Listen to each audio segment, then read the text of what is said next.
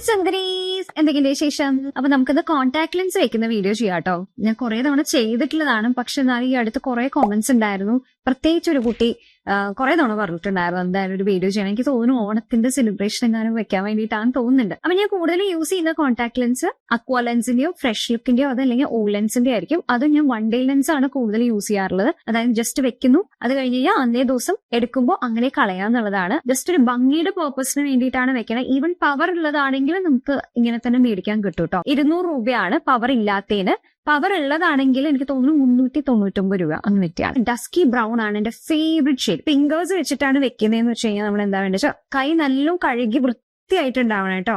അതും കഴുകുമ്പോ സോപ്പിട്ട് കഴുകിയിട്ട് പിന്നെയും കുറെ തവണ കഴുകുക. അതല്ല സോപ്പിന്റെ അംശമൊക്കെ കയ്യിലുണ്ടെങ്കിൽ നമ്മുടെ കണ്ണ് നല്ലോണം നീറും.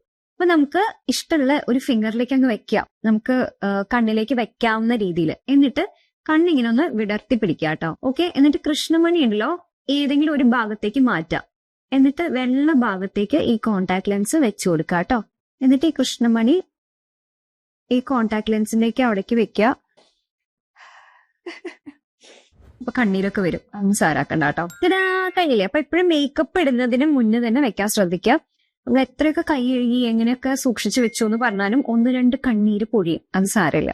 പിന്നെ വന്നിട്ട് വേറൊരു വഴി എന്താന്ന് വെച്ച് കഴിഞ്ഞാല് നമുക്ക് ഇങ്ങനത്തെ സാധനം മേടിക്കാൻ കിട്ടും. കോൺടാക്ട് ലെൻസ് വെക്കാൻ പറ്റുന്ന ടൂൾസ് ഉണ്ട്. എന്ന് വെച്ചാൽ വെക്കാനുള്ള ഒരു ടൂൾ, അതേപോലെ എടുക്കാനുള്ള ഒരു ടൂൾ ഉണ്ട്. അപ്പൊ ഈ ടൂളിലേക്ക് നമ്മൾ ഈ കോൺടാക്ട് ലെൻസ് വെക്കും കേട്ടോ. എന്നിട്ട് നമ്മൾ നേരത്തെ ചെയ്ത പോലെ തന്നെ കൃഷ്ണമണി ഒരു സൈഡിലേക്ക് ആക്കുക. എന്നിട്ട് വെള്ള ഭാഗത്തേക്ക് വെച്ചിട്ട് ഇങ്ങനെ ആക്കി കഴിഞ്ഞാൽ കഴിഞ്ഞു. നല്ല എളുപ്പല്ലേ?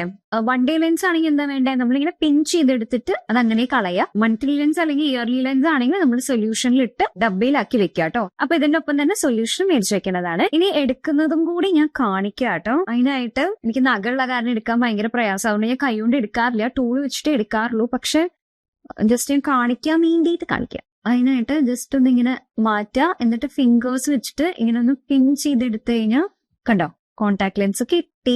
അപ്പൊ ഇനി ഞാനൊരു ചോദ്യം ചോദിക്കട്ടെ, എന്റെ ഈ കണ്ണാണോ നല്ലത്, ഈ കണ്ണാണോ നല്ലത്? ഇത് ഞാൻ സ്ഥിരം എന്റെ ഭർത്താവിനോടും ചോദിക്കുന്ന ചോദ്യമാണ്. എന്റെ ചുറ്റിലുള്ള എല്ലാവരുടെ വെച്ച് ഞാൻ കോൺടാക്ട് ലെൻസ് മാറ്റുന്ന സമയത്ത് എന്റെ കൂടെ ആരെങ്കിലും ഉണ്ടെങ്കിൽ ഞാൻ അപ്പൊ ചോദിക്കാം, എന്റെ ഈ കണ്ണാണോ നല്ലത്, ഈ കണ്ണാണോ നല്ലത് എന്നുള്ളത്. എന്റെ ഭർത്താവിന് പലപ്പോഴും മനസ്സിലാവാറും കൂടിയില്ല 2 കണ്ണും തമ്മിൽ എന്താണ് ഡിഫറൻസ് എന്നുള്ളത്. പക്ഷെ നിങ്ങൾ പറയും എന്റെ ഏത് കണ്ണാണ് നല്ലതെന്ന്. ഇനി നമുക്ക് ടൂള് വെച്ചിട്ടാണ് എടുക്കേണ്ടതെന്ന് വെച്ച് കഴിഞ്ഞാൽ ജസ്റ്റ് സൈഡിലേക്ക് ആക്കിയിട്ട് ഈ ഒരു ടൂൾ വെച്ചിട്ട് ഇങ്ങനെ പിഞ്ച് ചെയ്തെടുത്താൽ മതി. 7 മണിക്കൂർ മാക്സിമം 6 to 7 മണിക്കൂർ മാത്രമേ വെക്കാവൂ. പിന്നെ ചിലപ്പോൾ കണ്ണ് ഡ്രൈ ആവാനുള്ള ചാൻസും ഉണ്ട്. അപ്പൊ നോക്കിയിട്ട് യൂസ് ചെയ്യാട്ടോ. അപ്പൊ അത്രേ ഉള്ളൂ. ബൈ.